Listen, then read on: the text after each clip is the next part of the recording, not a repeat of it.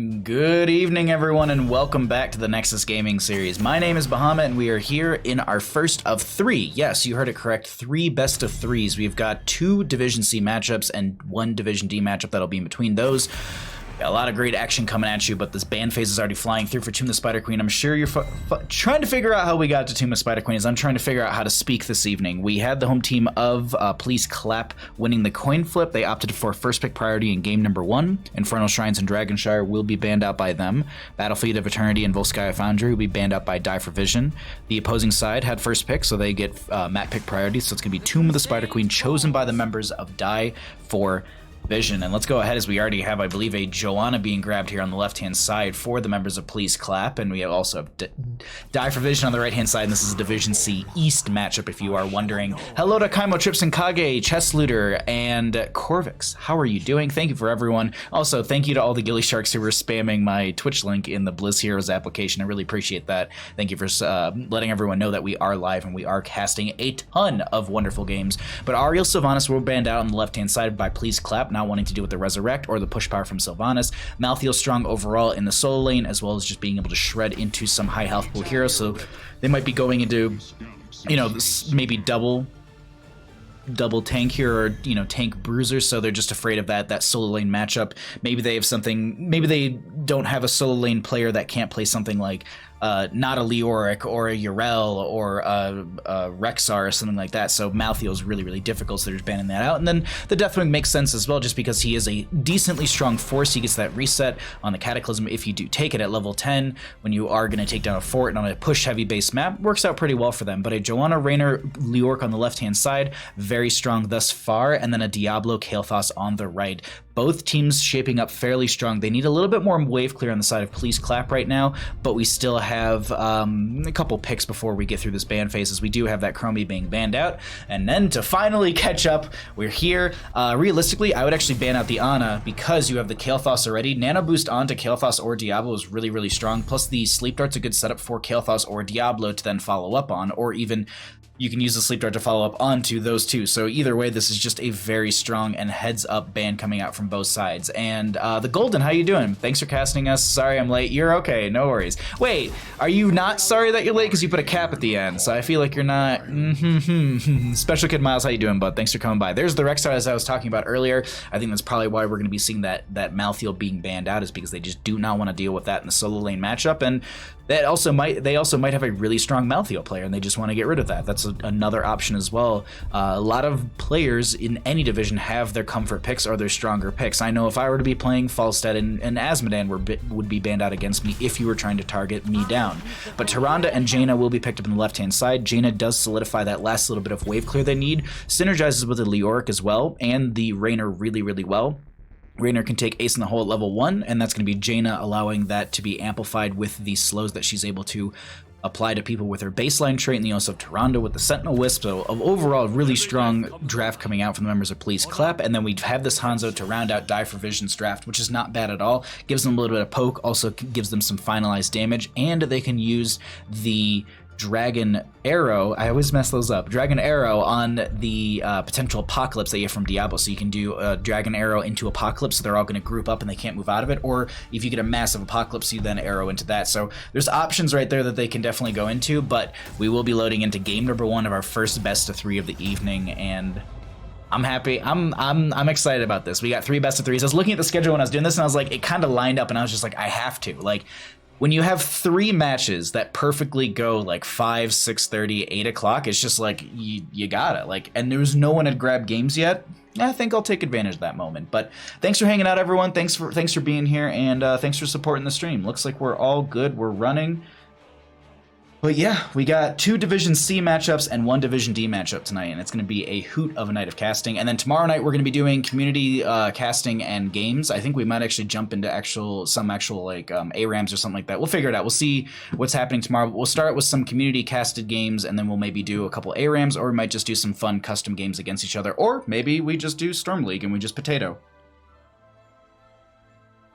We'll figure it out. I want to do a little bit more community stuff because I don't get to do it as much, and it won't probably pull the viewership that I really, really want for Twitch Partner, but hey, I think it's a little bit more fun to have fun on top of streaming as well. So I think tomorrow night we're going to do a little bit of casting as well as some playing. And the nice thing too is tomorrow night there will be no delay on stream, so it's always more fun to kind of interact with chat and hang out and just joke around a little bit more. And you don't have to wait 30 seconds for me to figure out what I was saying 30 seconds ago. But either way, we're just about here. We're loaded into game number 1, and I hope we're all ready for this because Tomb of the Spider Queen for a first map is pretty good. It's going to set the momentum for both teams, and also it's going to be either a very fast map or a very slow map. I feel like we typically see them go from they're either 12 minutes or they're 22 minutes, but we'll see if that's going to be the case here as we get into game number 1. On the left-hand side, we have the members of Please Clap. We've got Lazy Hydra on the Jaina. We're going to be having Wolf on the Tyrande. Lothar's going to be on the Raynor. Lizando is going to be on that Joanna, and in the solo lane we have Leoric being played by Golden. On the right hand side we got the members of Die for Vision. We're going to be having Darker Black, on the Hanzo. Sulfide is going to be on the Kael'thas. Earl Schlepp, I think that's what it is going to be on the Diablo. Shamhat will be on the Anduin. Atlas will be on the Rexar, and that is going to be the members of Die for Vision. Let's go ahead and get into our mid lane and check out what happens here. Did the Sentinel Wisp hit someone? I don't think it did. So no GGs instantaneously. All right, we're gonna pull this away. We'll let them have their chat right there, as this is just going to be Hanzo getting a little vision for the friendly team as well, as they don't want to step too far out. Both teams are going to be clearing out mid lane. We actually have Leoric already in the top, which is it's not like wild or anything like that, but it's just like Leoric in the top lane is not something I expect ever, but I think this is just for them to be able to clear the wave initially, and that way they can just then rotate, they can get back into their rotations. But here's the thing, Leoric in top lane means that they're going to be missing a little bit of experience. Now, the center, or the mage in the minion wave doesn't actually drop experience anymore. You only get experience from the archers and the swordsmen, or the pikemen. I believe these are just pikemen because they have little spears. No, they got little axes. Either way, this is just going to drop a regeneration globe, and these have obviously been scaled because of the fact that there's, you have one less experience coming in, so everything's been balanced out from that one. But it's just one of those other little things that you can kind of learn as you're playing this game more and more. It's like, well, if you're trying to maximize your regeneration globes, then you want to prioritize just that mage and let the rest of your friendly wave clear that out and get the experience. And you're just trying to get the mages consistently in these waves, so that way, for example, if you're Kael'thas, you're going to be looking for as many of those stacks for your Mana Addict at level 1. That is uncapped, and it does add a total, like typically most Kael'thas's I see, when they finish that out, roughly when they're at the 20 stacks, they have a baseline mana of about 1,000, which means you also have the Arcane Barrier activated, and it uses the maximum mana. It's not like Curse Bullet where it uses a current amount and based on that percent or whatever. No, it's the total amount value. So you get a 1,000 shield, which is just a nice way to mitigate any sort of potential burst coming in, maybe like a Raynor or a Jaina. So definitely little things that are going to maximize and amplify this Kael'thas throughout this entire game. But on the opposing side, Jaina's doing the exact same thing. She's grabbing regeneration globes. She's going to increase her spell power by 10% when she does finish those out. Now that one is not uncapped, but she also does get some mana regeneration from that as well, and that's going to be very, very good for her mana sustain throughout this game. And the reason I'm harping on these two heroes is mostly because they're going to be the main source of wave clear between top and mid. Diablo needs to get as much of that, as many souls as possible early game, as they're already sitting at 40 stacks, but you also have to consider the fact that you have this Joanna on the opposing side. Now she doesn't need stacks anything like that from Diablo, or like Diablo, but she does have the Condemn, which is a great tool to be able to group minions up, and that allows Jaina to burst them down a lot quicker. Going to make a small rotation to bottom lane, threaten this, force back the Rexar, also allowing the Siege Giants to get closer and closer to the gate. I actually like the use of Raynor down here. He does have the maximum range. He has the furthest range on the friendly team, so he can actually kind of siege up a little bit, but still has a decent amount of room to disengage if kind of stepped up on, and that's what you saw right there. We do have our mid lane bruiser camp going to be cleared out before any sort of value is brought upon with it. And by that I mean we're sitting at 43 gems on one side and we're sitting at 45 on the other, and so both teams are looking at a web weave return in fairly soon in this early game on Tomb of the Spider Queen. And I gotta say, I think this is gonna be an absolute blast of a match right now. The reason I'm saying this is because no one banned out Braxis Holdout, and I'm praying game 2 is Braxis Holdout, because we never get to see it. Skipmo, how you doing, bud? Thanks for coming by. So it's one of the first times I think Braxis Holdout has not been banned out in the weeks I've been casting. Nexus Gaming series. So it's just one of those things. But either way, we can actually get into our game because right now it's early game to the Spider Queen. So I was just like, well, I can talk about some of the early game strategies these teams are bringing in because right now it's a bit of passive play up until about this point. Right around that 7 talent tiers when you start to see teams get a little bit more aggressive into each other, you're going to have more gems available for turn-in. So you'd have this potential for a back-to-back turn-in if you're able to siege, if you're able to grab a couple more gems within these rotations, and also still be able to soak and grab those gems during your Web Weaver phase. But it's also the 7 talent tier that really gives a big power boost right before 10, allowing you to team fight a little bit more effectively on both of these sides. So we're actually going to be seeing them try and go for a bit of a turn-in, but I think they're also going to be trying to siege up with this 7 talent tier on both sides as well. The Slavic, thank you so much for the tier 1 subscription. I will resend your alert when we get out of this game. I really appreciate the support, my friend. Thank you, thank you, thank you. I hope you're having a wonderful day. Red Web Weavers will be picked up in favor for the members of Die for Vision as Lothar is getting separated from the friendly team, but there's no follow-up damage as it looks like Janna was kind of anchoring and kind of just playing this mid-upper portion of the mid lane so that way they can at least get pushed back right there, not allowing them to step up any further. Earl Schlepp and friends. I was probably wrong on the name, but either way, Earl in this top lane is going to be pushing up with the rest of the friendly team. Actually, no, Rexar is going to be in the bottom lane, so it's going to be 4 probably rotating into mid to get one more wave of experience and try and get this value with this Web Weaver. Actually, it's going to be a devastating charge, or excuse me, a shadow charge from the Diablo trying to find their way into the backline. Great gravity blast from Kael'thas. Unfortunately, they're just not able to get the damage into said backline. Now, the one thing I want to note here is that while they're poking at them in this mid lane, they're slowing them down for the rotation into top, allowing that to siege in more effectively, and this is actually a really good play coming out from them. Now they can rotate to top, and the entire enemy team is right in the way of they're going to try and play right into that as Lothar's being targeted by the Diablo. Unfortunately, they're just not able to follow up just yet. Great chastise coming out from Shamhat, and that will confirm first blood of the game over to the side of Die for Vision, as that is going to be a great leap of faith as well from Shamhat to keep Sulfite alive. Lunar Flare coming out, not connecting, another chastise just barely missing, or the Iron Skin might have mitigated that. Web Weaver phase has ended. No, not a ton of value coming out from that. You got the front gate down right there. You're going to get a little bit of damage right there. And then bottom lane, I think this is... I don't think this was like anything from the extra Web Weaver phase because I feel like it got cleared up by Golden very effectively. But now the members of Please Clap are going to be having some Web Weavers of their own. We'll see what kind of value they get with this. That's a really great... that's a lot of damage onto Darker Black. Sentinel Wisp also going to be connecting onto them. This is, yeah, not Sentinel Wisp, the Sentinel. Either way. Darker Black taking so much damage right there. Lozando needs to get out of here. Condemned just to try and slow down the enemy team as Hanzo's trying to put in that extra damage. Diablo! I think they thought the Shadow Charge would be enough, and it wasn't, and now Earl is going to be a little too far out, and they end up going down. Souls were reset, so you can see that Black Soulstone being, I guess, going away right there, or I don't know, kind of charging up, but either way, that does give Diablo the ability to come back, and that's why there's no Death Tamer, and they're already back into top lane. Hyperion out from the Rainer to help siege in through top lane a little bit more effectively. This does zone back the enemy team. Looks like Jaina's, well, I guess, Winter Elemental is going to be cleared out fairly quickly there as the Tyrande is going to get bursted down. They find themselves another kill on the side of Die for Vision, but Please Clap doing pretty good with this, with their first Web Weaver phase, second one of the entire game. Lior going to be forcing back the Misha in bottom lane. Looks like they're going to be trying to take out the lane sustain with that well, but it's not going to be the case. Lothar looking to maybe come help out, but they decide not to do so. We're actually going to look through some of the other stats really quickly, get an idea of what those look like. Actually, oh wow, the gems are so close. 53 on the side of Die for Vision, and Please Clap with 51. Both these teams are going to be looking for another Web Weaver phase turn in soon. The question is, who's going to be able to get it first, and who's actually going to be able to turn it in first? That's the other big factor here, is being able to turn it in, because Atlas is sitting at 24 gems currently in their pocket, as a couple of the members are going to be sliding a few gems in here. It seems like they're going to be interrupted by Tyrande. Kael'thas is going to go ahead and help out Anduin to grab that camp for mid lane, so they're definitely banking on getting some Web Weavers here, because they want to, actually both teams, because they want to have this, they want to have the Bruiser camp pushing in with them, and the Bruiser camp, the important factor from this is going to be the spell armor you get from them. That's why you see Jaina with that little 20 next to them, same thing with Tyrande, is because that giant blue circle is giving them the spell armor. That's a leap of faith to save Hanzo, I think it was Hanzo, from the Entomb. Great chastise to slow them down, Gravity Lapse coming out, that's going to be overpowered with the Shadow Charge. Lothar taking a lot of damage, Pyroblast is used, but not even necessary. It's going to be a 100-second cooldown onto that one, but still, confirming the kill regardless, able to potentially get themselves a red Web Weaver phase turn in on the side of Die for Vision. Kael'thas clearing out this mid lane. They got to be a little careful, because this wave will do a decent amount of damage to a Kael'thas. I mean, their health pool isn't horrible, but still.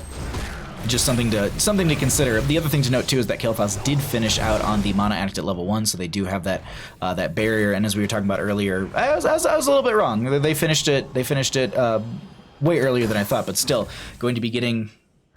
Well, apparently you can't use a healing fountain right now, Kael'thas, but just near that 1,000 mark when it comes to the actual amount of mana that they have, allowing them to use that as a barrier or a shield for any sort of damage mitigation coming into them during some of these team fights. And we actually might be seeing one pop off pretty soon, as they only need 6 more gems on the side of Police Clap, quite a few more on the side of Die for Vision. But if they get a couple kills, they definitely will be easily able to turn these in realistically on both sides. And Darker Black is a little bit low here, trying to play this range on the Hanzo. It's just really difficult when you've got about half your health. And Hanzo, another hero with not the biggest health pool currently, going to be sitting, what are you at right now? It's going to be at 1,000, roughly 1,100 health, and that's just a bit of a scary spot to be in as a Hanzo.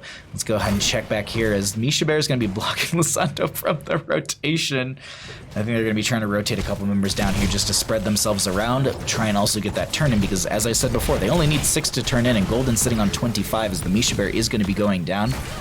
Kulpitas, the Rainer's just going to be rudely killing a bear. Hanzo just a touch late right there, as they don't get the... Ooh, that's a very good turn onto Entomb onto Earl, as they get the Leap of Faith out from Anduin, and then Rainer's going to be able to put the Pepper on, and that will be a kill onto Hanzo right as the Web Weaver phase will be descending here. That's actually huge for them on the side of Please Clap, because now they don't have that range poke. They would have gotten Kael'thas maybe a little bit better because his wave clear is a little bit more effective, but still, you are getting rid of the explosive arrow value for the next 13 seconds, so they're going to be sieging into top lane. Sentinel coming out, just going to be getting some vision. I don't think they actually saw...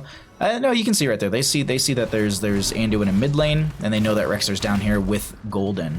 Now, with that, they say, cool, let's get ourselves a fort. I would expect this to be a rotation to mid, but actually the mid Web Weaver just went down, so they thought about it, but now they're going to stick with top lane. They've got a decent wave, but Hanzo is back, and that's that range poke, that range damage.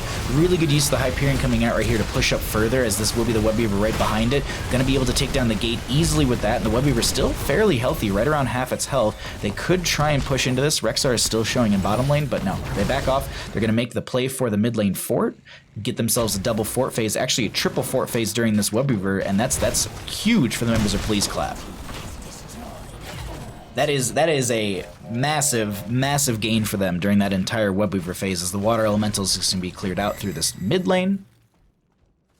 And we're just going to see them rotate into bottom, and they'll go ahead and set themselves up for a camp to push up through bottom. And here's the big thing, though, I want to point out. First off, I just realized they have 55 gems on the side of Please Clap, so they only need 5 more, but they need to watch these turn-ins because they only need 15. And then between Shamhat and Earl, that'll be enough. So they get 1 interrupt onto Earl, which is big because that's the majority, but now Atlas is here as well. They gotta be careful of this. Will the Bless Hammer interrupt? It seems like the Bless Hammer actually did hit Sulfide. This is gonna be Atlas still trying to turn in. Lothar gonna be coming around here as well. This is a lot of damage onto Johanna. They're focusing so much on trying to deny the turn in that they actually lost sight of their positioning, and they end up losing their Johanna right there. Not the easiest hero to kill, and that's why I'm saying, like, I think they were really focused on that turn in denial, and that kind of really bit them in the butt, as Wolf is gonna be able to get right behind the gate. Great gravity lapse coming out from Kael'thas. Golden will be going down. No gems for them to drop, I don't believe. And really quickly, speaking of gems, I'm just curious. This is what the gem carry count looks like right now, and that's wild. Rexar still has 27 gems. Doing some caster math here. They were pretty close to a back-to-back Web Weaver phase here. I just don't think they might need a few more gems during this phase, but that kill right there onto Jane is going to be huge for Die for Vision as the Web Weaver phase has descended. Starfall still coming out. Anduin going to be pulling them back. Earl, so very low, is going to be able to... No, wait, hold on. Golden wants it. Golden wants that bad, and I don't think that Golden needs to stay there as they end up getting out. But that Earl... I'm nervous for you, my dude. We have this Web Weaver phase that is going to be pushing in through mid. That just got cleared out. Top lane is going to be just about an eighth of its health or so. A quarter maybe is probably better noted, but they get a top lane fort in their favor on the side of Die for Vision. They could try and even up the structures, at least through mid lane, and get themselves that fort right there. Kael'thas is actually going to push up the wave a little bit while the friendly team does stay in top for a bit longer, wanting to still one, poke, and two, grab the experience that is going to be available to them, as there are minion waves that were crashing into all that. But now they all regroup and they say, cool, let's go ahead and grab ourselves a fort in mid lane. When we get to the 17-18 mark, when in levels, we'll go ahead and cycle through the numbers once again to get an idea of what those look like. But as I was noting before this is some caster math was done, and I was going to say they're pretty close to a turn in here. They actually have 7 more gems than necessary. And it seems like, oh, the Sentinel, unless it pierced, no, I think it missed dark or black, and so that will be Hanzo getting theirs turned in. They only need 7 more turned in. Who's got them? Who's holding out? Oh, Sulfide. Lissando's just going to rotate right by the one person who has enough gems to turn in too, but that's going to be an Entomb coming out from Leoric. Oh my god, the fight's breaking out across this map as the Hyperion comes out as well. Golden able to get out with a little bit of health, but unfortunately the Living Bomb is going to kill them. Hanzo's going to be going down to the Tyrande, so a 1-for-1 thus far. You do have the availability of Golden stealing or cheating death with that Leoric, and that will be the Misha Bear getting picked off as well. They're going to chase them further out. Sentinel Wisp just between everybody, so unfortunately they don't get that slow from there. Earl is kind of just setting up behind Golden in case they were to respawn, but the thing is Golden actually benefits the most from that, because you just saw Golden's bar jumped up by about a solid 1/8 of time, because the fact that that was just Diablo right there cheating, helping cheat death, because if you get the Drain Hope on someone in your death form, you're able to get a cooldown reduction onto your actual death timer. That's why I believe Leoric got killed before Hanzo? No, after Hanzo, and he's actually gonna be respawning first. I might be wrong on that, but still, it's just you're cheating death, and your death timer is gonna be shorter right there. Either way, Blue Web Weaver phase will be coming out in favor for the members of Please Clap, and we'll go ahead and see. Ooh, that's a very good Entomb. Nice Leap of Faith to keep them out of there, and that's gonna be 2 cooldowns traded out. But Entomb is about half the time of Leap of Faith. If I'm not mistaken, Leap of Faith is like 80 seconds, and Entomb is like 50. We can double check on that one at least. Yeah, nice Shadow Charge in. I honest to God heard a Stitch's hook there for a second, and that Shadow Charge actually might have been too aggressive, as that's gonna be a huge arrow from Hanzo. They end up going down just before the Apocalypse is even off cooldown, but they did have souls, so they do reset, and they're back in this once again. Blue Web Weavers are descending through the lanes and actually going to be crashing all onto keep front gates, if not onto a keep. This top lane is the main priority, as this is going to be Lizando stepping up. Leoric is looking with the Wraith Walk to just get the damage mitigation, as they did go into Royal Focus and Ominous Wrath, so you get that cooldown reduction from the Skeletal Swing, and then you also get the damage mitigation when you Wraith Walk through people with the Ominous Wrath. Top lane keep is going to be going down. Kael'thas doing their best to manage these lanes, but unfortunately it's just way too much, and this is bottom lane going down too. Double keeps going out in favor for the members of Please Clap, and Die for Vision on the bit of a back foot here. And as promised, I think I'm a little bit late on this, but we'll go ahead and cycle through the numbers once again. We'll be missing out on 20 talent here for a touch here, but I don't know if they're going to be trying to end. Looks like they're going to be going for a camp and just trying to buff out the lanes and maybe look for 20 talent here. But if they're gonna make a play to end, they gotta, I would say, you basically, like, you just barely get 20 and then you push in for it. And I think that's what they're going for here. Because Please Clap has good momentum right now. That's the big thing, and it's not like they're super low on mana across the board. Wolf is in the lower half of their bar, but still not too bad. Hyperion going to be coming out. That's going to be Shadow Charge from the Diablo. Huge Apocalypse out as well with the Entomb on top of it. They do have the Buried Alive, and that's why you're seeing the silence onto a couple of the members right there. Is that's Anduin going down, Rexar going down, Diablo going down. No souls to reset as the Kael'thas gets killed. 4 for none. And they rotate through top lane, and the members of Please Clap are looking to end game number 1 on Tomb of the Spider Queen. Red team's core is under attack. You heard a train ... Yeah, I'll message people in the next lobby and let them know about the whole train thing, because some people don't see that. But either way, this is going to be Please Clap taking game number 1 in our first of 3 best of 3 series this evening. GG. Well played.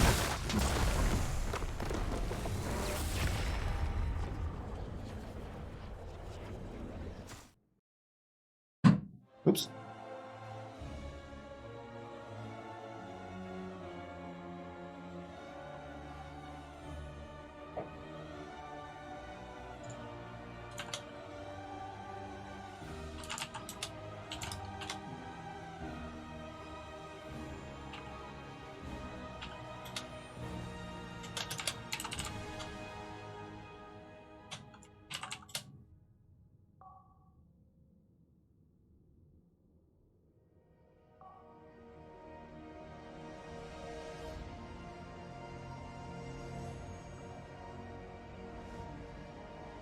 Oh, where's my captain?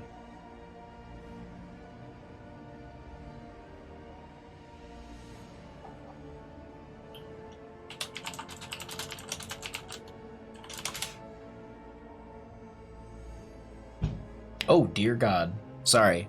Pinecone just hit the roof, and it's very loud and terrifying. Big paint them red. I don't want that to be an issue. That's fair. That's fair, Ghost Bear. How you doing, bud? Thanks for coming by. Also, Slavic, thank you so much for the resubscription. Thank you for the tier 1 for 8 months. I really appreciate that, my friend. I will follow you to the end of the world.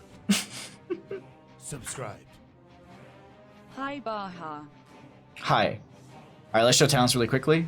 We got a map, so let me go ahead and update all my stuff in the background, and then we'll get going into game number 2 in just a moment. Alrighty, gotta do this, we gotta do that. And then one last thing. We'll show stats once more while I'm updating this.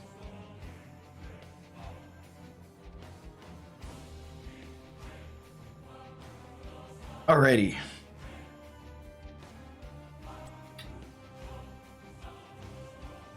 I was about to hit ready. I don't know why. We have ourselves our map number 2.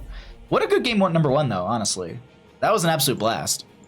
Good back and forths. Really good draft from both teams. First pick priorities going over to them, and we'll get them in here first. Okay. That's all good. I appreciate the Rainer. The Rainer was actually really, really good in that game. The Hyperions were on point. Like, everything was so very on point.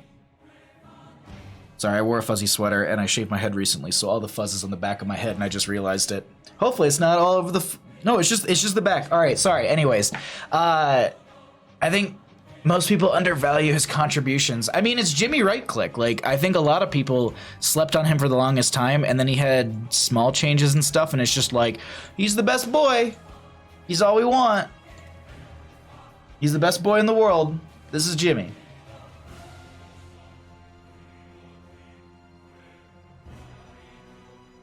I think, yeah, butt spot got you good, Ghost Bear. All right, we're slowly getting everyone in here, and then we'll get going into game number 2.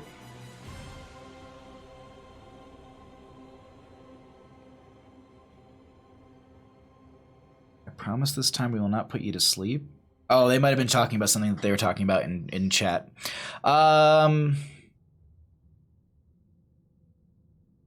He's not the captain. Lazy Hydra's making all these promises, and then the captain just goes like, no, he's not the captain. He doesn't get to make those promises. No, it's just like, okay, all right. Teams, oops. Oh, did people swap here? Hold on. Golden and Sulfa.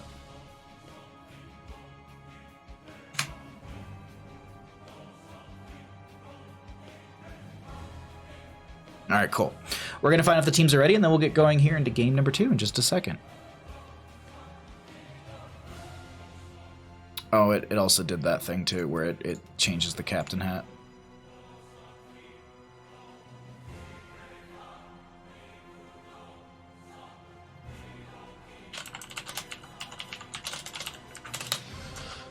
Twitch link. All right, we're going to go here. We got everything ready. All that's good. Let's go ahead and jump into game number 2. Cursed Hollow. Push the wrong buttons. Welcome, everybody. It's going to kick off that music. Hold on one second. Let's do this again. Welcome back, everybody, to the Nexus Gaming Series. My name is Bahamut. We are here in our first of 3 best of 3 series. We've got Division C East. This is going to be Please Clap versus Die for Vision. We are in game number 2, and we're going to be heading to Cursed Hollow. And if you're wondering how we might have gotten to Cursed Hollow, I got you covered on that information.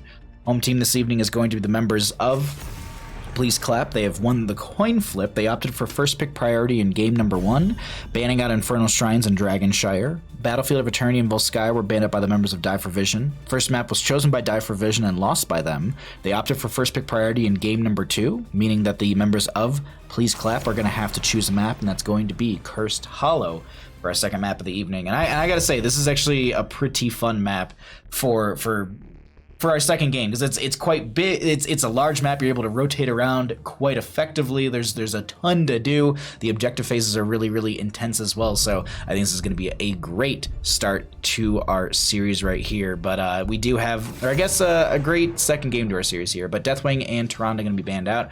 Ariel once again going to be banned out. And I wonder, do we get a Sylvanas ban here? She's been making waves, and not only just haunting waves, but she's been pushing in fairly effectively. She's been a strong asset in a lot of these games, so I don't think they'll let it through. If they banned it out in the last game, and they had first pick last game, I doubt we'll see it here. Or I doubt they'll let it through here. Banning Battlefield of Eternity. Some teams just don't like it. Some teams just don't like the mechanics of it and how you have to constantly battle, but that's going to be a Falstead immediately coming out from Die for Vision, as I will be flying on into this game trying to make some changes happen for the members of Die for Vision. Sorry, I looked over at one of the chats and it says, I just saw Haunted Minds back in the rotation. I was just like, wait, what? But it's something else. Anyways, we are going to be having our 1-2 pick coming out from the members of Please Clap, and they're going to go into a Hanzo Diablo. That's going to be signifying some, obviously, range damage from the Hanzo and some poke to delay out these phases, but you also have the Diablo aggression. You have the ability to shadow charge in... What's wrong? Sorry, I saw the word, I saw wait a minute, and I got nervous, but I'm like, everything's set up on my end correctly. Yo, Zell, what's up, bud? Thanks for coming by. ETC Stukov going to be picked up on the right-hand side, so you get to have that ETC potentially going into stage dive, but you also have Stukov with a lot of good zone potential, and he also follows up to the ETC fairly effectively with the Lurking Arm. And then you can, later in the build, you can actually build it so that you can throw the weighted pustule out, and then you can get the Lurking Arm underneath it, and then you have that root for a couple seconds. So that's actually a huge amplification to his kit in the later half right there. But ban-wise, they're going to need some extra damage and some poke. Maybe they actually get rid of... I was going to say the Kael'thas, but I think Li Ming's a little bit smarter here, getting rid of that range poke and also the ability for her to reset. Now, if someone moshes like an ETC, Li Ming has free reign to just constantly throw in damage. The only thing that, no, I'd say like, I was gonna say like maybe the Falstead would anti-synergize, but at the same time the Falstead can anti-synergize with the ETC as well, just due to the fact that you could potentially gust out a mosh. And if you're in my Discord server, you can definitely find a clip of me accidentally gusting a mosh. As the ETC says, please don't mosh. It's a good one. You can find, I think it's in the Clips channel, it's pinned in the Clips channel, but either way, we do have an Ana being banded as well, as they don't want to deal with any sort of nano boost on the Diablo or the healing mitigation she brings to the table with her Biotic Grenade. Now, Furion will be grabbed here with a Chen. Interesting enough. Okay, they're gonna need some extra damage. We'll see what they're. I would expect it to be a mage to round out their draft, especially with the Malfurion, because you're gonna give cooldown reduction as well as mana return. So maybe a Jaina. I think the Jaina would actually pair pretty well right there. But if you wanted to be sneaky and you wanted to play us aggressive, I would say that Die for Vision right now should be the ones grabbing the Jaina, so you can pair that into the ETC, and then you can follow that up with potentially a Dahaka for your solo lane. So you can just go the double global, but they're actually gonna be going into Kael'thas, and they'll grab a Blaze with that as well. So a little bit more comfortable on that Kael'thas, I do think. We might actually have some role swaps here coming through as well, unless people swap to different players. Okay, so they're memeing into each other. Who would do such a thing? Oh. Better win, Hydra killed me. Oh. Asmo Chad, what's up, bud? Thanks for coming by. Good name. Falstead can't ride a train, nods. Yeah. Abathur will actually round up this draft.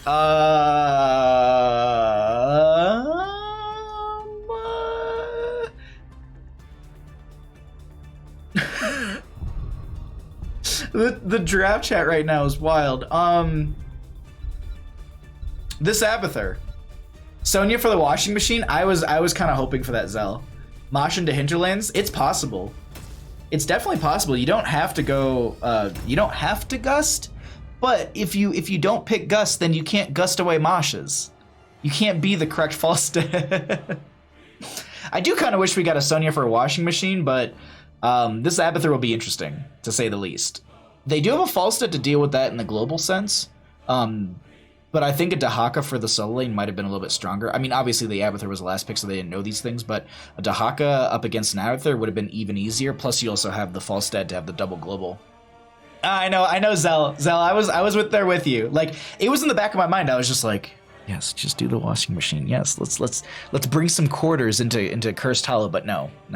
Apparently, people forgot their quarters today, so we're not going to be able to get any sort of washing machine, at least on this Cursed Hollow map. We could be seeing other teams, other teams could be watching this game currently and be like, you know what? Let's do that washing machine. Let's find out what happens here in game number 2. On the left-hand side, we got the members of Please Clap. Golden's going to be on the Chen.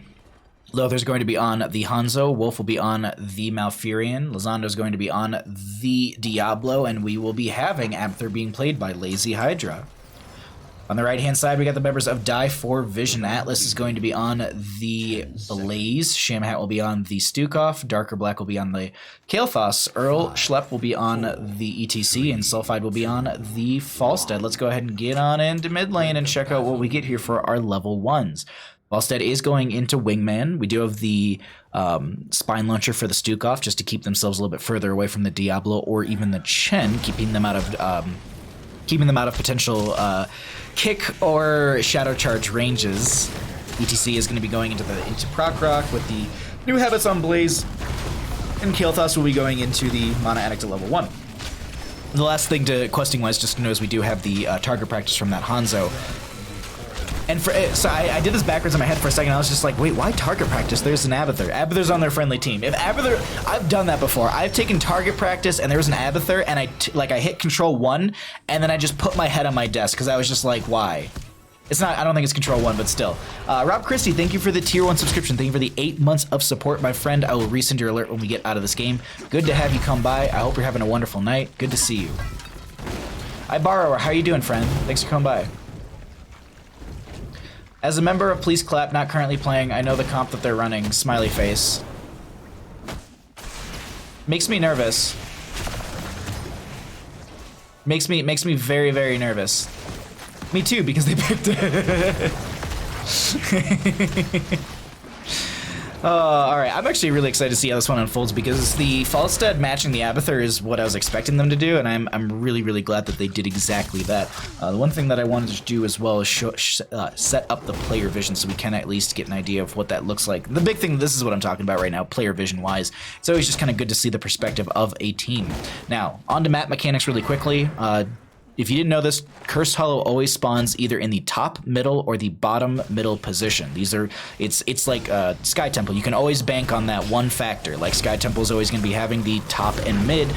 Temples, you have the bell towers on Cursed Hollow where it's top, left, and right. But the bottom one, it's either bottom lane or the mid lane one. So that one actually does randomize a little bit, much like how this does as well. So one little fact if you're considering these for your own games. And then afterwards, there's a way to predict them based on the quadrants, and they rotate through 3. They go through 3 kind of rotations, or there's 3 tributes per rotation. There we go. Trying to figure out how to word things, but it's just a good way to also kind of get an idea of where it's going to be popping up, because you can start predicting a little bit of them. Like the second and the third are a little bit more predictable, especially now that you can see where they're going to be spawning ahead of time. Lothar is just setting up this Stormbow. He's just, I really, really want this stack, because if they hit every hero once, they get the 30% range increase, and on a map like this where you're going to be trying to poke a lot, especially as a Hanzo, this is going to work out for them fairly well. Now, Falstad is going to be staying in the bottom lane for now. They should have Flight up and available if necessary. It's okay, I've done Headhunter and Zul'jin versus Abathur accidentally. Whoo! Now the question is, Ghost Bear, did you actually finish it? Because I never finished mine, but Bribe set, yeah. Wingman Falstad is pretty good. I'm actually, Hammer Gains here, I'm a little surprised by. And I have a whole spiel on that, but right now we actually have the curse immediately picked up by the members of Please Clap. Seems like they're going to forfeit that, as this is going to be Falstad with the Siege Giants pushing in bottom lane. I think what they're trying to do is just be oppressive to Abathur. Now, Abathur did not go into, no, Mule's at 7 if I'm not mistaken, because Adrenal Overload is typically what we see at level 4.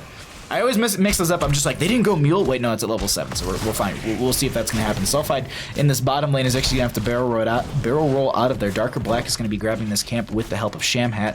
This is still gonna be pressure coming in through mid lane with Lizando and Wolf as well. Currently going to be having 7 up on both sides for the experience. And Carpe Feels, thank you so much for the 8 months of support. Thank you for the tier 1 subscription. I'll resend your alert when we get out of this game, as it's going to be our next tribute popping up in this bottom right position.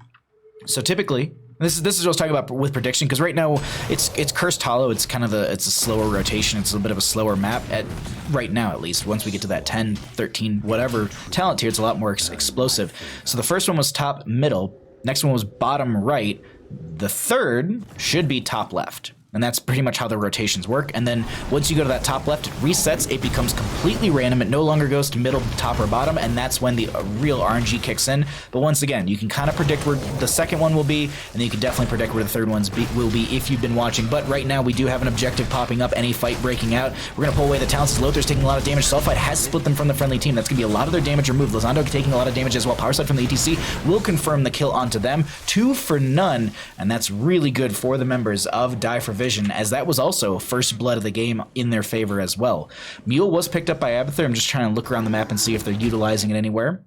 This is going to be Abathur body soaking in top lane, and this is exactly what you want to do. In the past, you typically would, if Blaze would have got a jet propulsion right there, that would have just been a very, very lazy Hydra, as in they would have been taking a nap.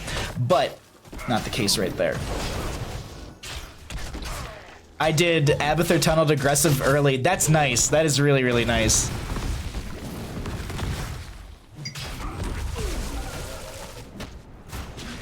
Sorry, I had to grab my tea, but I saw this on the minimap, so I jumped down to it. That is going to be False Stake going down. And so someone was mentioning in chat that they were like, oh, I know this composition because I'm on the team, and as it's kind of unfolding, I think the big thing is you hat Diablo or Chen, and then they initiate with either Shadow Charge or their flying kick, and then Abathur actually gets a ton of damage in. That's why you're actually seeing Needle Spine rather than actually grabbing the Adrenal Overload, because they're not trying to benefit. It's not like Hanzo went into Redemption at level 1. If they went into Redemption at level 1, maybe because you're increasing that auto attack speed even further once you finish those 12 stacks. But this is, I think, purely just to get some extra damage, and they can sit there and just tank it. And it's a really smart move, but we'll see if it works out. A huge Apocalypse comes out. That's going to be the Phoenix out from the Killfest as well. Flailing Swipe forcing a couple members back. Lazy Hydra is going to clone the Diablo, so that's 2 Diablos currently in this battle. Atlas is trying to jet propulsion out. I think they actually hit the edge of Diablos. They were trying to walk out of there. Blaze does go down. A lot of the members are in this bottleneck. Great gust coming out as Golden is going to be in this Storm Earth and Fire farm. Earl is going to be able to survive. Lazy Hydra does go down to the tower shots. It looks like they're going to only lose the Blaze, but they also will be losing this curse point. So now, oh Darker, be careful. Chen kicks out. Do you have anything ETC? Is there a power slide? He's going to go through the forest here, but Chen still had vision on them, and that's going to be a Kael'thas picked off, and now kills starting to go over in favor for the members of Please Clap.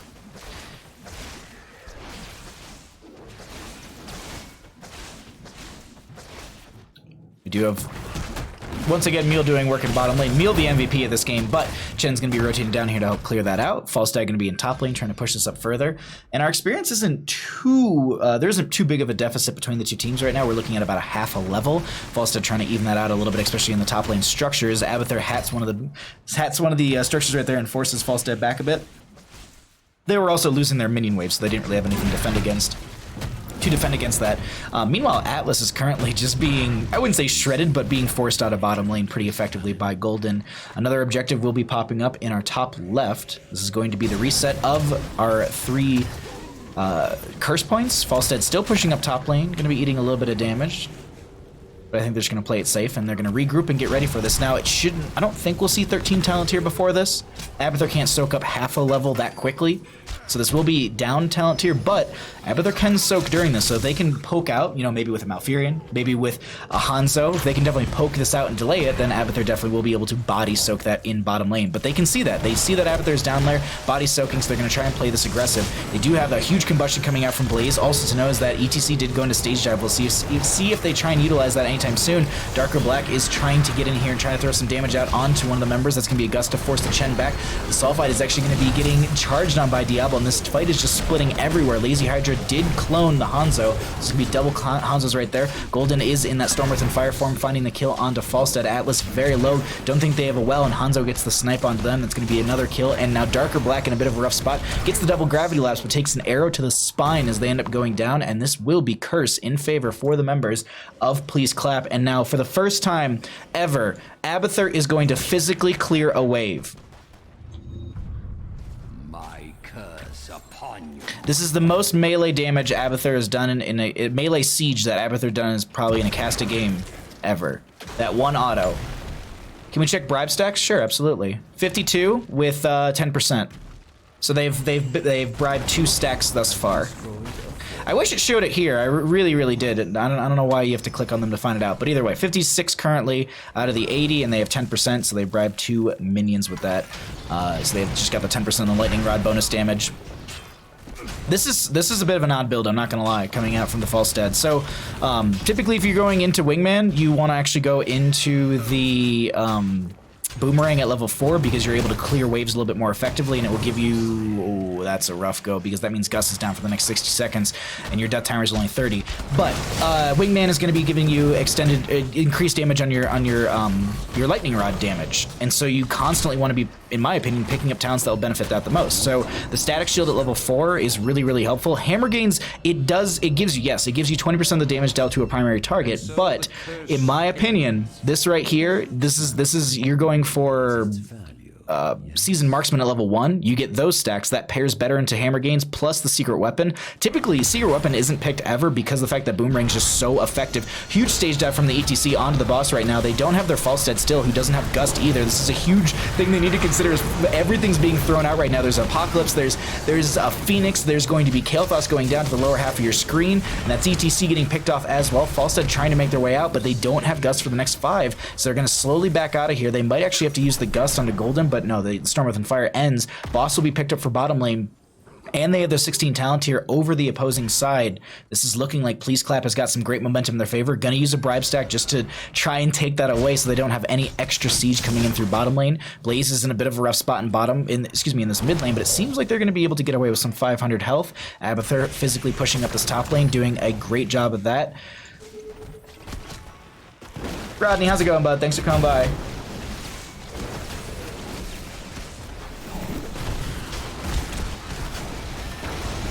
Alrighty. Abathur clears the wave. Thank you, Kaleo. How you doing, bud? Good to see you, friend. I hope you're having a wonderful day, as that's going to be a lot of damage going out onto Atlas. Half their health already being burned through as Golden kicks forward. They're going to be trying to get the burn onto one of these players, but they themselves are taking quite a bit of damage. They are going to be forced back by the Falstad Gust. That's going to be Chen going down. The keep is about half its health. Lozando is going to be the target. Actually, I think it's going to be that Malfurion right there is now, they're going to be splitting off. Sulfate is going to be chasing after Lothar. I actually don't know if Falstad can 1v1 that Hanzo right there, so they're going to rotate back towards the friendly team. Great power slide coming out from the ETC. Huge arrow from Hanzo as well, just to slow them down, but I don't think, actually that Fire Stomp's doing a lot of work, and Lothar is poking out here and there. This is such a long chase. This is 5 members currently trying to kill, and Abathur had a Diablo. Granted, they did have full souls, and Hanzo was poking out, but still, that's also going to buy them a lot of time, because Diablo's already back. That gave them enough time for Chen and Malfurion to have some long death timers, so they're gonna lose one of these, but it's not gonna be cursed against them, which is very strong. Doing well, how am I? I'm doing wonderful. Thanks for asking, Kaleo. A bit of a stressful day, but we're back in the new year. Everything is gonna be horrible when it comes to work, but it should level out in a couple weeks. Just gonna kind of have to work through it, but either way, stressful day at work, but I get to come here and I get to cast games for you all, and that's really all I care about. So I'm happy to be here, and I'm happy to chat and hang out, but I'm surprised that didn't work for Die for Vision. The keep play, I'm assuming. I think the Chen kicked out way too far, way too fast. Oh boy, yeah. I used to be a HOTS adventurer, then I took an arrow to the spine. Objective coming up, but it seems like they're going to be going for the boss instead. With the talent tiers and experience where it is, I mean, they could try and go for this, but I think this is going to allow them to have some extra pressure through top. They might actually realize this on the opposing side. Hold on, let's jump over to Hanzo Vision. No, I don't think they realize it. I think they're going to be able to grab that just fine, but they won't be able to go for the objective. I mean, they could stage dive with ETC, but that's not worthwhile whatsoever. So they're going to go ahead and, I think, hard push top lane, try and force back the Abathur lane availability. But when they see that happen, I think they're going to be trying to push in through mid with a camp of their own and to try and take the fort right there. So this is a bit of a, not odd trade, but I'm not sure about this. Also, Lazy Hydra in this bottom lane. If ETC gets a stage dive onto Lazy Hydra, that's it. Because ETC could then power slide through them and easily get a kill. I'm surprised, like, yeah. I actually don't know why I was just like, oh, I don't know if he'll get that, because, yeah. That's gonna be a great pickup for Sulfate, sitting at 30% on the Wingman bonus damage currently on the, oh my god, I can't think of a word. Lightning Rod bonus damage. There we go. And the current stacks are going to be 47 out of the 80. It's going to be rising a little bit faster than that. But either way, we have another objective up and available. This is Curse Potential in favor for the members of Die for Vision. They are, oh, Apocalypse, and that's a great like chain CC onto Shamhat. This is going to be the Combustion from Blaze connecting onto Lozano. That's just going to be it right there. They currently have a huge kick in from Chen. Do they have a Storm Earth and Fire? It doesn't look like they actually were able to use it in time, as they kicked out a little too far and a little too aggressive. Gus coming out from the false step, but it anti-synergizes with the stage dive from ETC. They're still going to bank on the fact that they're going to be getting a kill onto Diablo. At least they think they are. There we go. There's going to be a power slide. Abathur Hat getting a lot of value, but this is going to be curse in favor for the members of Die for Vision. And the composition that seemed to be not steamrolling, but really, really working out for the members of Please Clap is now slowly falling apart. And I don't know if it was 16, if it was just those couple kills, what it was, but it seems like now they're a little unraveled almost, and they're just kind of, it's not like they're struggling, but it just kind of seems like they're making not interesting, but they're just unsure of their own plays. Like Wolf stepping up right there. I would have never expected them in the previous game or even earlier in this game, but right there they just kind of stepped up. And with 3 dead and only an Abathur and Hanzo to defend, and 5 members on the opposing side in the top lane, they're looking to end this game quickly and go to a game number 3. And who can blame them on the side of Die for Vision when they've been behind for the majority of the game and they now just bring it back? Chen is now back and up and available. They're going to try and make the defense. There's going to be Lazy Hydra cloning the Hanzo as well, but the core's falling rapidly. It's going to be play the game coming out from them. Jet propulsion from the Blaze to slow them down. Gus going to be coming out from the false side as well with the wind tunnel, and that is going to be game number 2 going over to the side of Die for Vision. We go to game number 3. GG. Well played.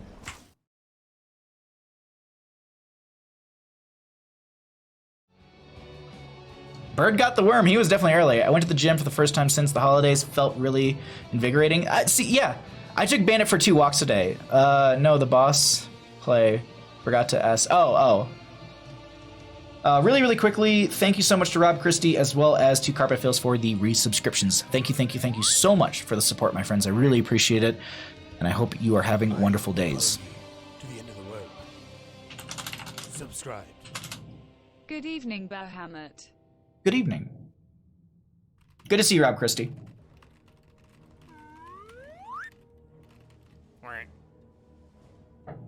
I will follow you to the end of the world. Subscribed. Happy New Year, Bahamut.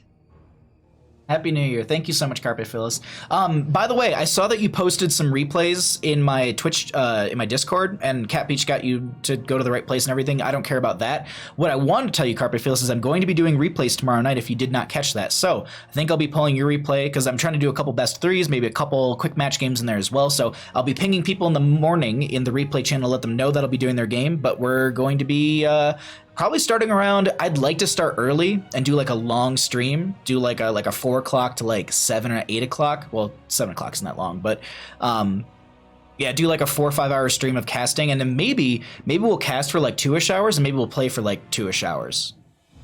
I don't know. I haven't figured it out fully, but tomorrow we're doing replays. We're doing Community Day tomorrow. That's what I've decided. We're going to make tomorrow Community Day. It's going to be games. It's going to be replay cast, just sent in by you. So it's going to be all the fun stuff. So yeah. Hope you all come by for that one. It'll be really, really fun.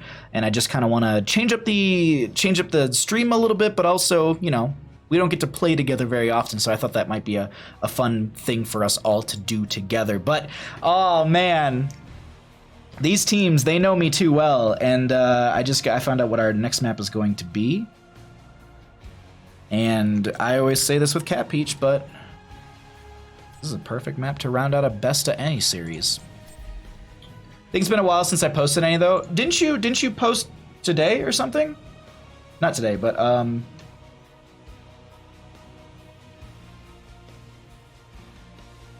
didn't you post yesterday the baddest dudes versus the ghost? Aren't you Viper in my Discord, or are you Carpe Phyllis in my Discord?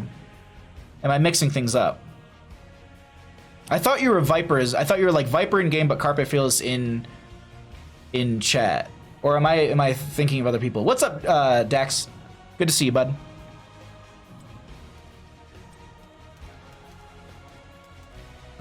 That's gonna be that. That's gonna be that. Yes. Okay, cool.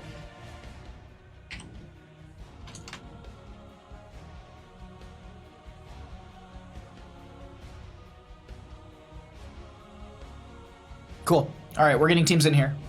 No? Okay, then I'm Potato. I'm sorry. I swore that for some reason I thought you just Carpe Phyllis. I don't know why. I thought you were Viper in game or something. Okay. That's my bad. Sorry. Sorry about that.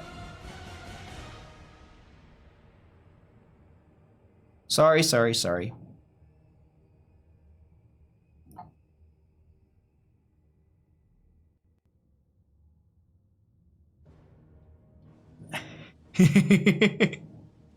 Hold on 1 second.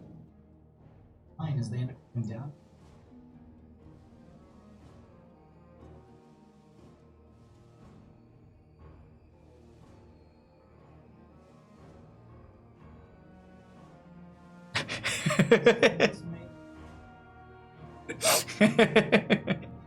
Sorry, I was watching the clip that Kaleo made. That's too good. Thank you, Kaleo, for making that.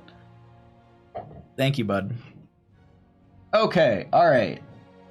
No messages I need to worry about. Teams are all here. Gotta wait for one of the players to not be pending. My games haven't been too hot lately. Oh no, I'm sorry to hear that. I played one ranked game. I was telling stream yesterday. I played one ranked game over the weekend, and I got flamed. And I just looked at like what? No. I closed Heroes after that.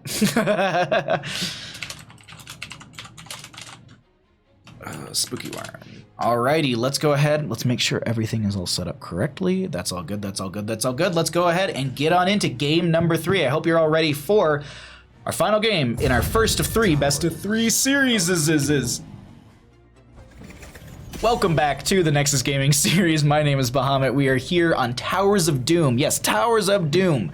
As Cat Peach and I always say, this is one of the best maps to close out any best of series. Best of 3, best of 5, best of 7, best of 13, best of 69. It is going to be the best way to end a series because the fact that you have, I think, just the most fun. It's a map that it's not over till it's literally over. It's not like you can wipe and then, they just rush core. They have to do a lot of work to be able to kind of rush core per se, that bombardment, by taking all 3 of the bell towers on the opposing side as well as having your own. But either way, I'm sure you're not wondering about map mechanics. You're not wondering about my schedule. You're wondering how we got here.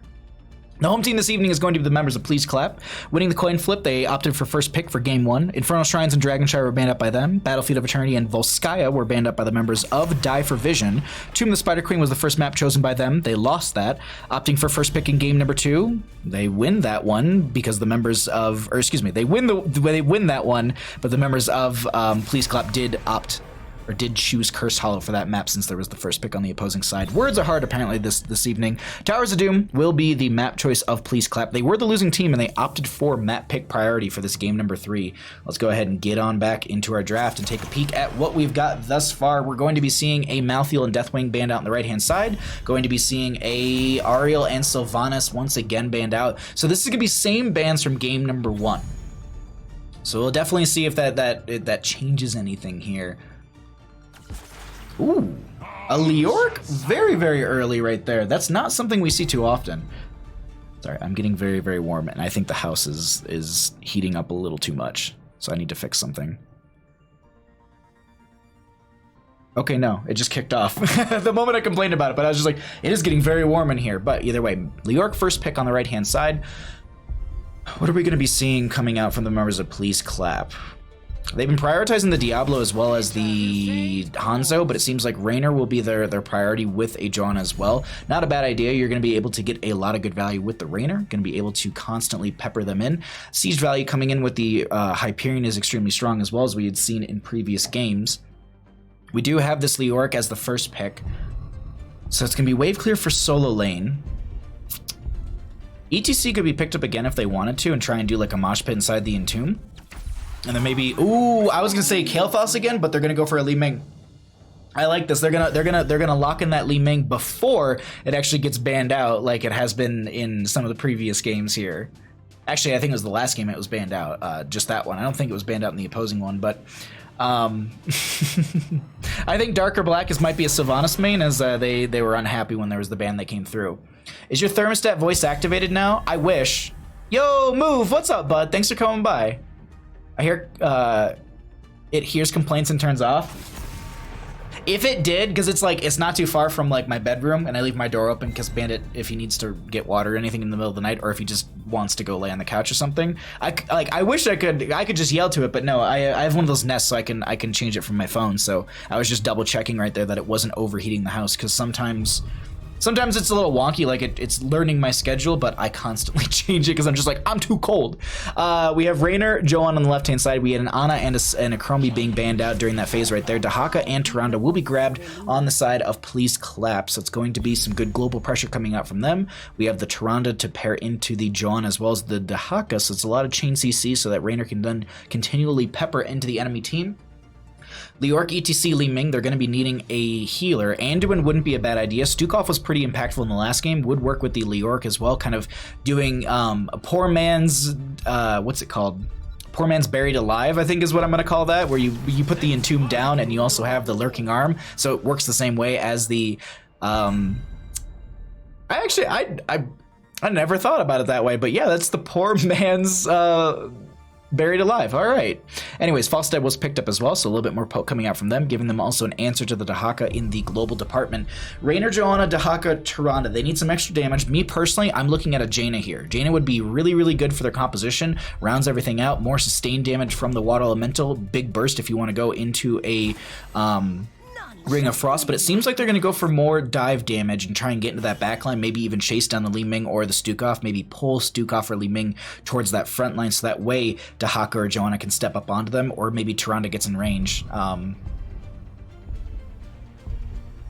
I like... This wasn't on the scouting report is what someone put, and that makes me just nervous. These teams are doing scouting reports on each other, like... I think back to the days when I played Chair League and I would just have a panic attack for like a best of 3 series. I remember like one of the few games I played, like it was on Garden of Terror ages ago, like before Garden of Terror worked the way that it does now, when it was actually a vehicle. I was playing, we were doing draft and I was like, let me play Lost Vikings. They were like, dude, your Vikings is crap. And I was like, let me just play Lost Vikings, and we won it. And the entire time, like my shot caller, it was a very toxic team, was just like, this is a bad idea, blah, blah, blah. I had like acid in the back of my throat. I was so nervous. And then like I watched the replay, I watched the VOD, and I can't remember who was casting, but they were just like them and like the few people on Twitch chat was just like, no, those Vikings carried the game, and I was just like, yes, validation. All right, enough stories aside, let's go ahead and get into game number 3. Please Clap on the left-hand side. Golden going to be on the Dahaka. We have Wolf on the Tyrande. Lothar's going to be on the Raynor. We have Lazy Hydra on the Maiev. Lizando will be on the Johanna. And that is going to be the members of Please Clap. On the right-hand side, we get the members of Die for Vision. We've got Sulfide on the Falstad. Darker Black going to be on the Li Ming. Atlas is going to be on the Leoric. We have Shamhat on that Stukov, and Earl Schlepp on the ETC. That is going to be the members of Die for Vision. Let's see who takes game number 3 in our first of 3 best of 3 series. First of 3 best of 3 series this evening. Whew. There we go. Managed to make it through. Hey thermostat, it's hotter than Diablo's lightning breath. Can you quit with the heat? Sad beat poop noises. Thank you, Kaleo, for that. Lazy Hydra gets the Vault of the Ward now there. That's going to be a great reset onto these Fan and Knives. Unfortunately, that will be first blood in favor for the members of Diver Vision as Lizando's going to be able to get away from the magic missiles from Li Ming. Currently going to be having Atlas going into the top lane. This will be our solo lane matchup for quite some time. We'll try our best to keep an eye on this, just to see how they're playing this. Right now, at least, looks like Atlas is just going to be going for a bit of a freeze on the wave, just trying to play this so that they're not trying to clear super quickly. They're not trying to win the wave because Dahaka does clear really effectively themselves. So they just need to be wary of this, and so I think just playing this slow, that's why you're seeing they're just letting Dahaka do most of the damage, and they're trying to pull them towards the gate. This reason being also is that it allows things like Falstad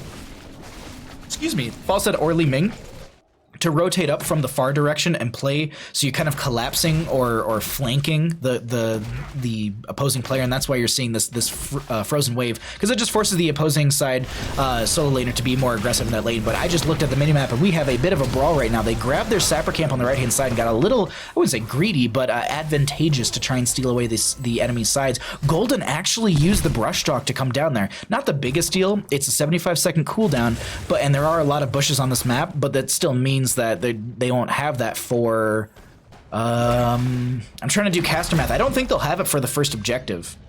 Well, maybe they'll have it maybe like during the first couple seconds or something like that. Great Umbra Bind to pull Earl back in. Condemn gonna be pulling them together. The Rainer's gonna be able to pepper them in, and no one's dealing with Lothar right here. Lothar has free range as they're all focusing on Lasagna. The entire time that engagement was happening right there, Lothar was just sitting right here and just peppering them. And just peppering down into the wave. And that's something you need to be wary of. That Rainer with that range from a distance is something, speaking of Lost Vikings right there from the bush, it's just something you need to be wary of, because he can really whittle down an enemy player, or a friendly player, I guess is a better way to put it. The other thing too is they did go ace in the whole level 1, and you may not think about it, but like, Tyrando's got a slow with her Sentinel. That does slow if it hits you. The Condemn, I believe, has a slow off of that, and then you also have the Punish, which has a slow off of. Hold on, let's learn together, team. Is there a slow off of this? Stunning them for 2.5 seconds. It's a stun. It's not a slow. But you do have a slow off of the Punish her E, so you will be able to not E. Or W, if I'm not mistaken. Now I'm not sure about anything, but either way, left and right are going to be traded out from the solo laners. It looks like they're just going to be doing some double duty, as this is going to be Dahaka now brush darking in, so they did have it up and available. My caster math was wrong. Golden going to find themselves a bird, and that's going to be Dahaka getting a kill for the friendly team, and that's going to be a great condemn coming in from Joanna to slow them down as they're trying to get out of there. Rainer still peppering in and finding that kill. Now they won't be able to get They won't be able to convert one of the bell towers this quickly. The death timers are super low, so they're just going to opt for the 4 shots. This is pretty much your standard at the beginning of the game. So they will be dealing 32 core health to 36. They'll be dealing 8 into the side of the right, and that's 4 going to the side of the left. But as noted at the start of this, it's Towers of Doom. It's anybody's game, and that's the one thing that I love about this map, is that it can go anyway. This map can go absolutely sideways for a team. I mean, it could be 16 talent tier spike, like they could win every single objective, and then all of a sudden 16 talent tier hits, and it's like every single fight is just completely changed. So it is Punish. Okay, cool. Sorry, I thought I had those backwards. Falstad, just to note, because I know people do wonder about this, currently sitting at 41 stacks of bribe out of the 80 that they can totally have, but they have 0% on their charge, so they haven't bribed any camps. And on a map like this, there's only realistically 9 units you can bribe across the entire map, so you're a little limited, and typically there's only 6 that you're probably going to be going for, 3 that you're going to be around the most, so that's you're kind of limiting yourself. Now granted, these sapper timers are not the longest. I believe they're 2 minutes and 30 seconds every single time you actually do cap one of them. Sorry, I'm trying to find some without a questing talent, but that's a lot of damage going on into Lizando, who's I think going to be able to make it out, and Falstad's going to be getting picked off right there. Going to bait them actually a little bit right there. It worked out pretty well.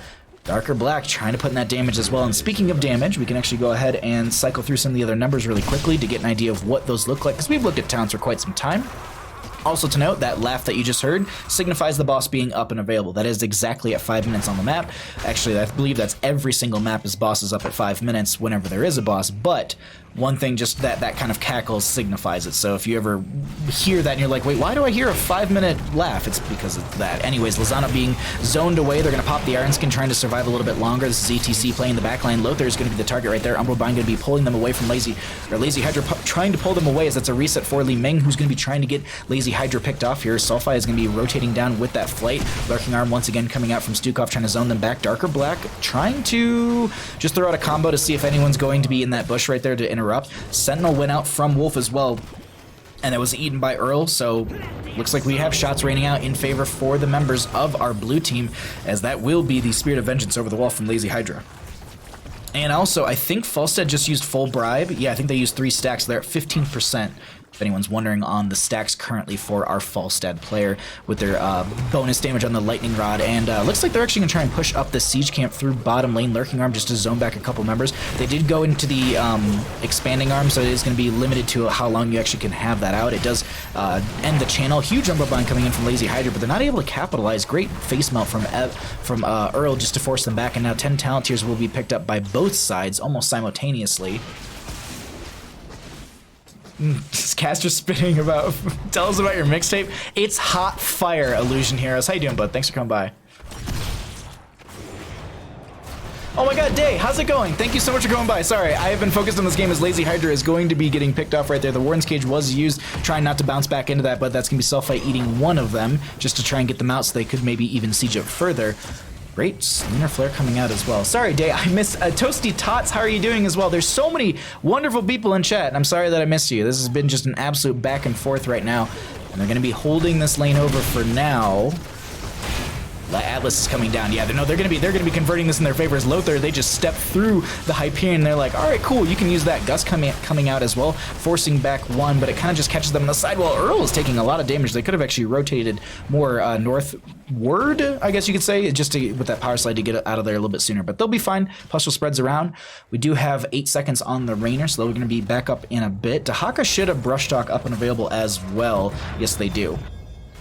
For anyone that's wondering where it is, when I just popped up, it's right there. It's always gonna be right there for anyone's mounting or flight or anything like that. That cooldown's always in the bottom left right there if you are unsure of what I was looking for, but that's gonna be isolation onto Falstad. That silence is gonna be on them. You can see that hat right on top of their head. Tongue drag to follow up as well. This is a lot of damage going in. This is Fan of Knife reset after reset for the Maiev as well. Lazy Hydra trying to find some damage, but Joanna's gonna be the first one to get picked. Earl is gonna be taking a lot of damage as well. Darker Black has no mana, but they have damage. They can get these resets, but they have no mana to utilize their abilities, which is so difficult. They're actually going to blink right into that Rainer. So many members are so low. Oh, that's a great Lurking Arm, and Maiev is going to be getting picked off right there. A 2 for none as Falstad actually barrel rolls forward, looking to chase in further. Wolf is going to be going down. That's a reset for Li Ming, and they step up right next to this. Falstad does currently have...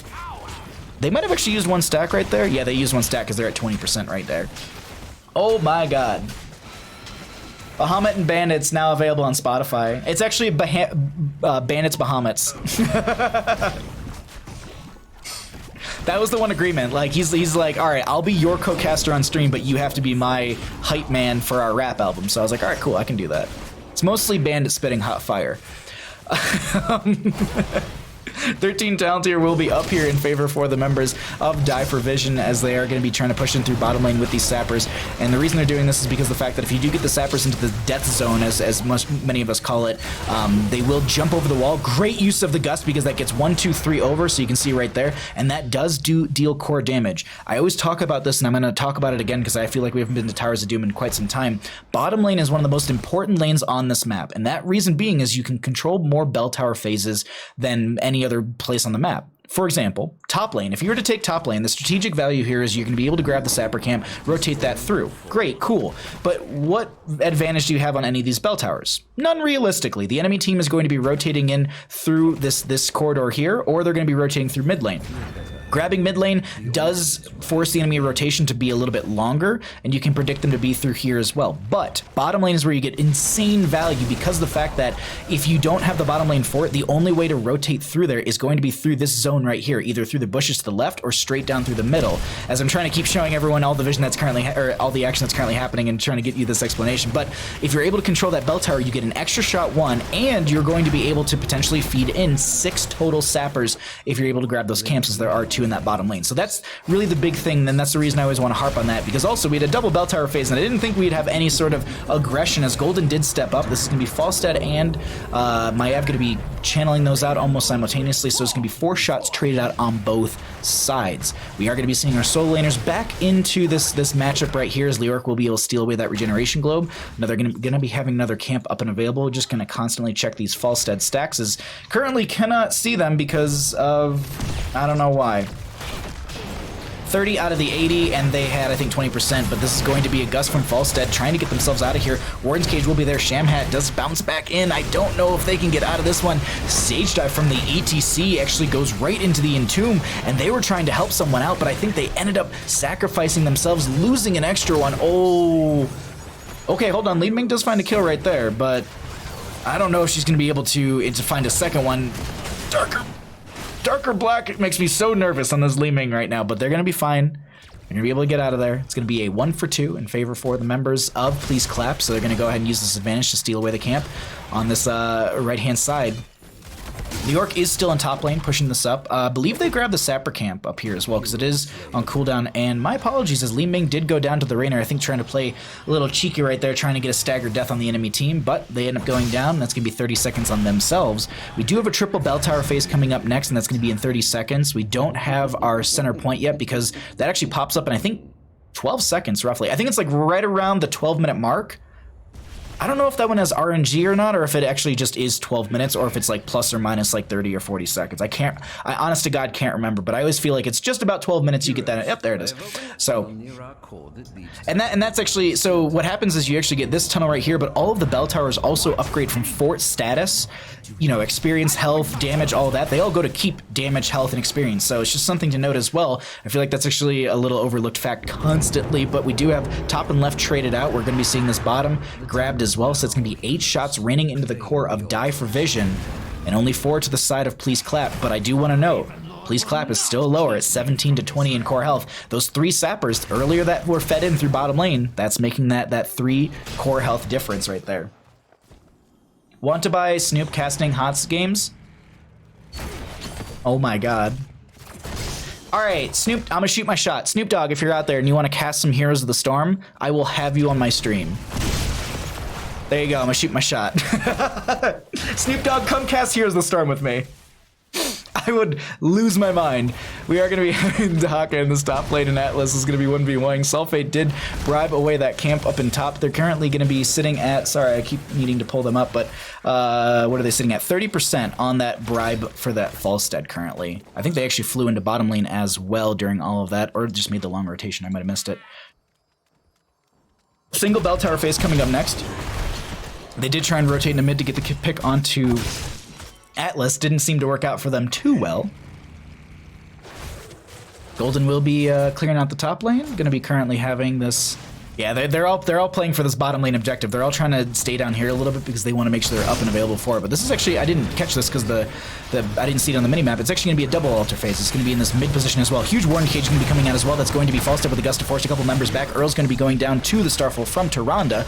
Actually, Raynor found some sort of pepper in there, as that's going to be a lot of damage onto Leoric, who's trying to Wraith Walk out. Selfie does no sort of gust to push them back. There was the Flailing Swipe used. Darker Black doing their best to throw out some damage, but this might be 8 shots raining into the core for the members of Die for Vision. So far we have Dahaka on one of them. Yeah, this is definitely going to be 8 shots. They might try and poke this out. Yeah, Leoric is currently just trying to cheat death. Clip that and Heroes of the Smoke. You know, Snoop Dogg can smoke. Like, I'll just put a warning and be like, I don't care what state you're in. Did anyone ever see him when they hired him to play a video game?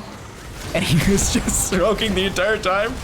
It was just wild. Anyway, sorry. All right, we currently have Atlas on this point. That's going to be Entomb coming out. There's going to be a stage dive as well onto a lot of these players. A huge Entomb is setting up a lot right now. Unfortunately, there's just no way to capitalize just yet. Joanna will be traded out for the Leoric, and Maiev will be picked off as well. Golden in a bit of a rough spot. Tries to get a tongue drag onto one, but they still go down. Camp was grabbed by the members of Please Clap, but they're going to rotate over to this left-hand side. Falstad bribe stacks, what are you sitting at? 14, so they're not going to be able to bribe this away, so they're just going to easily go ahead and burn right through that. I believe it's 20 per, yeah, because they have a maximum of 4 stacks, and it's 20 stacks per one bribe, so they could have only done one. They're going to save that right there, and they're going to try and push in these sappers through bottom lane. Get themselves a bit of an advantage here, and this is another double bell tower phase in the bottom and the mid position, so this is actually going to be a great example of controlling the lane and making it more difficult for the enemy team to potentially step up to you during this bell tower phase, and this is what I'm talking about right here. So now, the only way to rotate to this objective is through this corridor or straight down through this middle. You can rotate through the enemy fort, but keep, but that's not really the best idea, and then this one is even more insanely difficult to deal with, but This is very advantageous, but I think that they're going to be able to do this without actually even being caught. They do also have Flailing Swipe and Gust off of cooldown, so they've got two tools to be able to force back the enemy team. Sentinel did come through, so they saw that they were up there, and Wolf and Lozano need to get out of here, because if Atlas finds an Entomb or anything onto them, Entomb's actually going to be going right onto them. Starfall going to be coming down as well. Wolf taking a lot of damage. Hyperion comes out as well. That's going to be a great tongue drag onto the ETC. Gust actually going to be forcing them back, and this is actually going sideways. This is going out in favor massively for the members of Please Clap. That kill onto ETC is huge for them, and they find two more in the Warden's Cage. That's going to be 3 for none, and they will only shoot 6 shots unless they convert a bell tower. Oh, Falstad making the cheeky play? No, they're just going to back off. So they're... Ooh, this is a bit of a delay. I don't know how I feel about this. I don't know how I feel about this right now. Dahaka's, yeah, but like... Paging Snoop Dogg. Oh my god, Kalia, thank you. You do have, 20 seconds, 12 seconds, 28, so I'm not sure, because there was still the Falstad and the Li Ming, so they can poke out a little bit. Falstad might have actually been able to steal this one in the bottom lane while they were dealing with that. If they actually rotated with, because there was a point when Falstad thought about it right here, and instead of going down, just backed off, they might have been able to get those shots, but still, they will take 8 shots instead of the 6 that I was talking about beforehand, and now, Boss is off for the next, Boss is down for the next 3 minutes and 40 seconds, so we're going to be looking at the 21-minute mark roughly into the game is when Boss will be back up, so we'll keep an eye on that one right there, as we're looking to see who's going to step a little too far out. It's not game ending just yet. There's really no, as I noted before, this is Towers of Doom. This is why I love this map so much, because it's not like someone can just rush core and end. We're looking at a point where this is going to be a team fight, but it just means you're going to get more control. Huge Gust coming out with the wind tunnel as well. Lozando's going to be the target as Earl's taking a lot of damage. Li Ming did use the Disintegrate to try and force them back, but that's going to be one Flailing Swipe, second Flailing Swipe coming out. They did go for the upgrade at level 20, so you do have the controlled chaos, so you can control each of the Flailing Swipes. There's going to be another Tongue Drag. This is a lot of damage. Stage dive from the ETC. That's going to be the upgrade as well. There's going to be an Entomb with a Buried Alive. Raynor somehow makes it out as they force back one of the enemy members, and no one has gone down just yet. Another Flailing Swipe coming out. Lozando going to be going down right there, and that will be 1 for none in favor for the members of Die for Vision, but it's not over just yet. Boss, once again, 2 minutes and 30-some seconds right there. Falstad going to be coming over here. Gets tongue dragged immediately. Can they find the kill? They do, and they capitalize on that so very well. That tongue drag from Dahaka. That's why you don't face check bushes into a Dahaka. That's why Kaldor doesn't exist anymore. I mean, there's a YouTube video of him he face checked a bush and got tongue dragged by a Dahaka, and that was the last we ever heard of Kaldor. Some say he lives in Spain. Some say he still casts HOTS today. I believe that that's just, they're all reruns. We currently have Wolf on the left-hand side trying to go for the channel. All they need is this channel on the left-hand side, and Earl realizes this. Liork does as well. Entomb coming out, that's going to interrupt it right there. Look at Li Ming on the right-hand side. That's going to be Li Ming getting the channel over here, so they're going to deny that. Stage dive from the ETC will give you cooldown reduction, but Stukov ends up going down. Shots did rain out. Look at the sappers in the bottom lane as well, and it looks like Wolf should be able to get the channel right there. The GGs go out, and that will be game number 3 over to the side of Please Clap. A hard-fought series, but won by them. GG. Well played.